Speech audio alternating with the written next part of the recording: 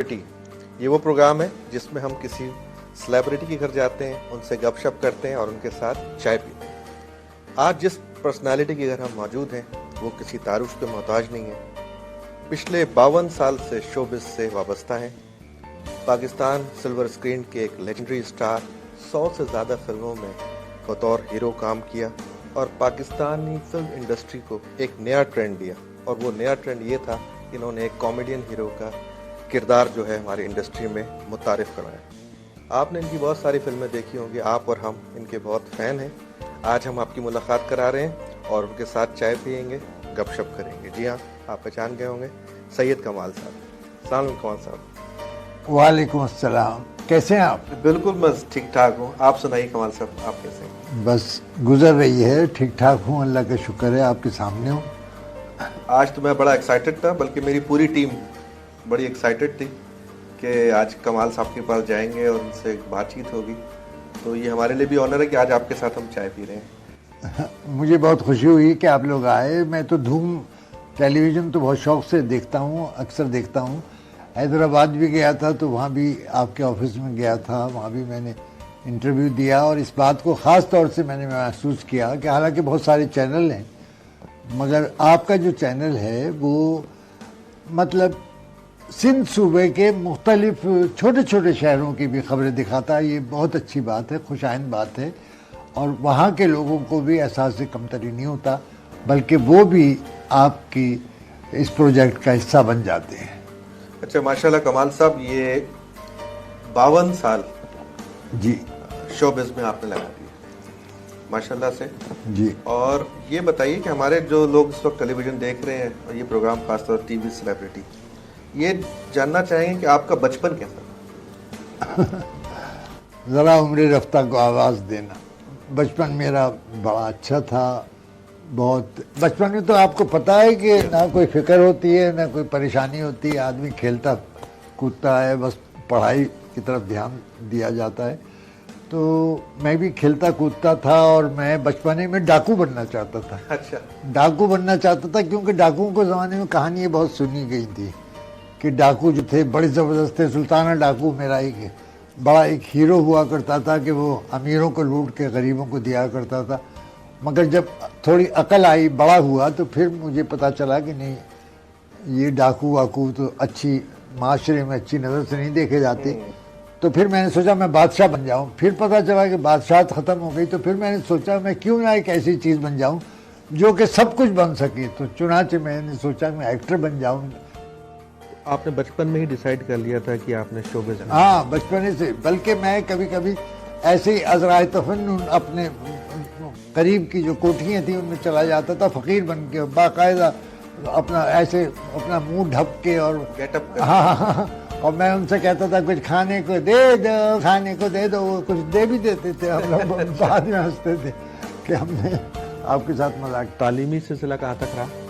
मैंने ग्रेजुएशन किया है आगरा यूनिवर्सिटी से। मेरठ कॉलेज जो था वो एफिलिएटेड था आगरा यूनिवर्सिटी से।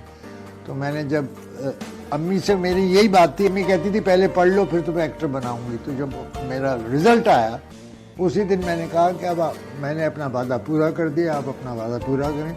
अच्छा कमाल साहब, आपकी जो वजह शोहरत है वो हमारे हिंदुस्तान के सुपरस्टार थे राज कपूर साहब, उनसे मुशाबियत थी आपकी? जी हाँ, वो भी किसी हद तक काफ़ी उसने पार्ट प्ले किया, मगर वो मेरे लिए एक मुसीबत भी बन गई बाद में उससे हम शक्ल होना, क्योंकि बहुत सारे फिल्म साजों ने मुझे वही किरदार दिए जो राज कपूर या शमी कपूर वहाँ इंडिया में अदा कर रहे थे शुरू की फिल्मों में, और मुझे वो उतारने में काफ़ी वक्त लगा। अच्छा। उस लेबल को हटाने में। तो फिर मेरी अनवर कमाल पाशा की एक फिल्म थी वतन, उसमें मैंने एक बड़ा अच्छा मुदब्बिर सा एक रोल किया, मुशर्रफ नज़ीर के बेटे का, और वो सिपाही का रोल था, सिपाही का बेटा था, और उससे मुझे रिकग्निशन मिली और फिर मैं ड्रामेटिक रोल्स में भी चलने लगा और राज कपूर का जो लेवल था वो किसी हद तक हट गया। तो पहली फिल्म ठंडी सड़क? जी, ठंडी सड़क थी। जी नाज़रीन, सैयद कमाल साहब के साथ हम चाय पी रहे हैं और कमाल साहब से बातचीत हो रही है। इससे पहले कि हम बातचीत का सिलसिला आगे बढ़ाएं, इस वक्त स्क्रीन पे आप नंबर देख रहे हैं हमारा और ईमेल एड्रेस देख रहे हैं आपकी फीडबैक के लिए। और आप अपने जिस फेवरेट सेलिब्रिटी से मिलना चाहते हैं उसके बारे में हमें बताएं। और चाय का सिलसिला जारी है, आप इश्तिहार देखें जब तक मैं कुछ और सरप्राइजिंग कोई चीज़ें निकालता हूँ।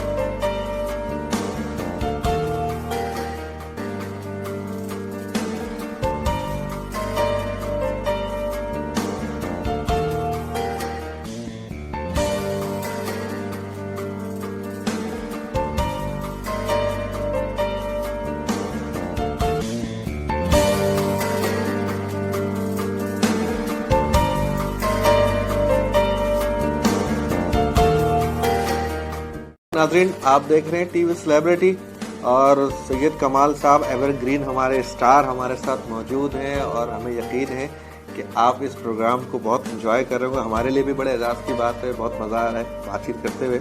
इतने सारे सवालात जहन में आ रहे हैं, क्या करूं क्या ना करूं। क्या कमाल साहब, रानी साहिबा के साथ भी बड़ा आपके होता है, वो बताइए। हमारे साथ बहन भाई की कराची में पहले फिल्म, मगर वो सारे पैसे वो मुख्तार बेगम लेती थी। तो रानी ने मुझसे कहा कि मेरी असली एक माँ है, उसे कुछ भी नहीं देती। तो मैंने कहा अच्छा मैं तुम्हें दिलवाऊंगा।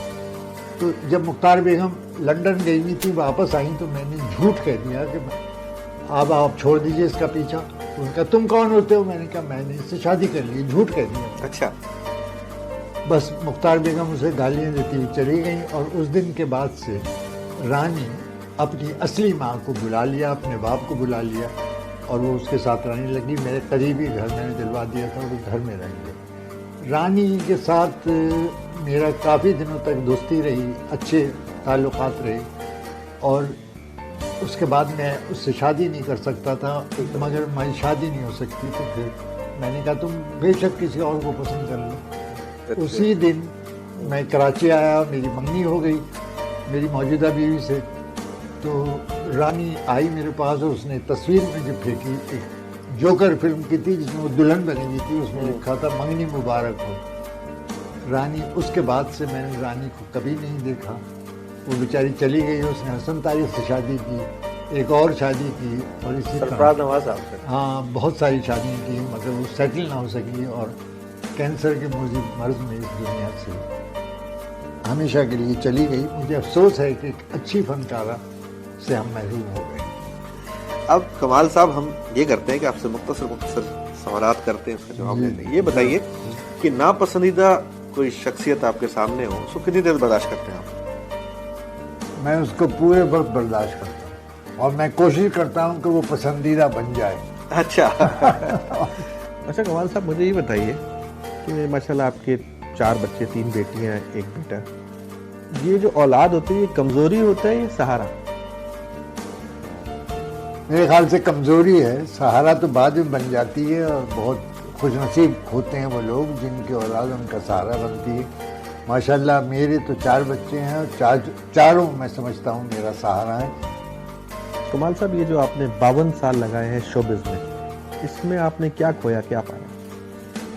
आज़ादी खो दी है, सच्ची बात। ये बात मैं आपसे कहूँ कि आज़ादी खो दी है। वो आज़ादी जो कि एक्टर बनने से पहले थी, घूमते फिरते थे, शरारतें करते फिरते थे, अब अपने आप को थोड़ा सा रिजर्व करना पड़ता है। और आपकी फेवरेट फिल्म कौन सी थी जो आपको बहुत पसंद है? मुझे अपनी बहुत सारी फिल्में पसंद है। मुझे हम दोनों बहुत पसंद है, जिसमें hello hello mister Abdul Gani मेरा गाना अप टू डेट बनाए और ऐसा बोला, मुझे वो पसंद है। मुझे तौबा पसंद है, मुझे जोकर पसंद है। मुझे रोड टू सवाब फिल्म आपकी बड़ी कामयाब फिल्म थी, उसमें गाना बड़ा मशहूर है, मुझे ज़ाती तौर बड़ा पसंद है।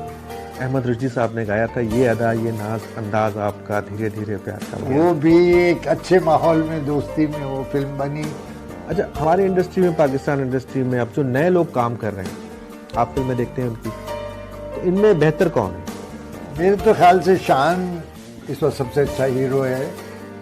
इलेक्शन लड़ा आपने और इतनी एक वेल नोन पर्सनालिटी जिसको आवाम पहले से जानते हो, लेकिन इलेक्शन आप हार गए, इसकी क्या वजह? देखिए, हमारे मुल्क में मेरे ख्याल ये है कि अदाकार को हमारे अवाम जो है ना वो सियासतदान नहीं समझते। अच्छा। हालांकि सियासतदान हमसे ज़्यादा अदाकारी करते हैं, मगर उन पर भरोसा कर लेते हैं, उन्हें मतलब जितवा भी देते हैं। और अदाकार कभी भी खड़ा हुआ था, इनायत हुसैन भट्टी भी खड़ा हुआ था, मैं भी खड़े हुए थे, मगर क्या फायदा हुआ? मुस्तफा कुरैशी साहब भी फिल्मों की नहीं, मुस्तफा तो खड़े नहीं हुए, सियासी जहन है उसका।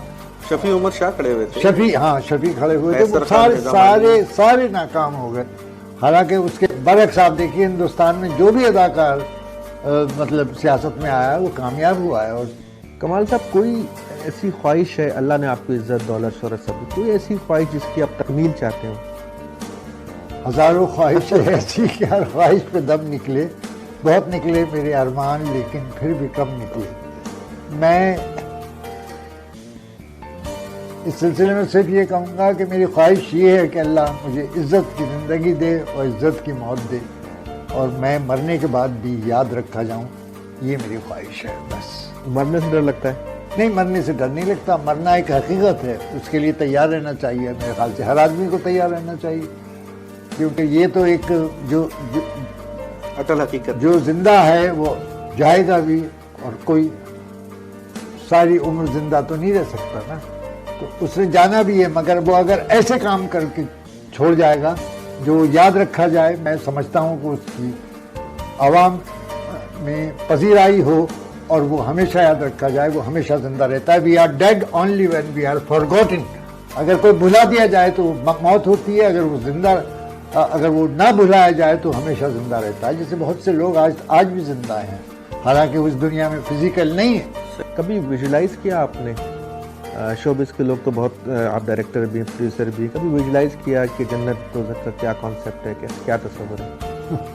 गालिब ने एक शेर कहा था, हमको मालूम है जन्नत की हकीकत, लेकिन दिल के बहलाने को गालिब ये ख्याल अच्छा है। जन्नत हम समझते हैं कि बहुत से लोगों को इस दुनिया में जन्नत मिल जाती है, बहुत से लोगों को इस दुनिया में दोज़ख मिल जाती है, मगर ये हकीकत है कि मरने के बाद असल ज़िंदगी शुरू होती है, और आखिरत की ज़िंदगी, और उसके लिए इंसान को काम करना चाहिए। आपसे बात कर बहुत खुशी हुई, और मेरी ख्वाहिश है कि ये बातों का सिलसिला चलता रहे। टीवी सेलिब्रिटी का एक एपिसोड आपके साथ हम और करें इंशाल्लाह। चाय का बड़ा मजा आया, और जब आप चाय पिए तो ये चाय अच्छा उन्होंने आपके तोहफा भेजा है, पिएगा, आप पी के देखिएगा कैसी चाय है। जरूर मैंने तो पिया है।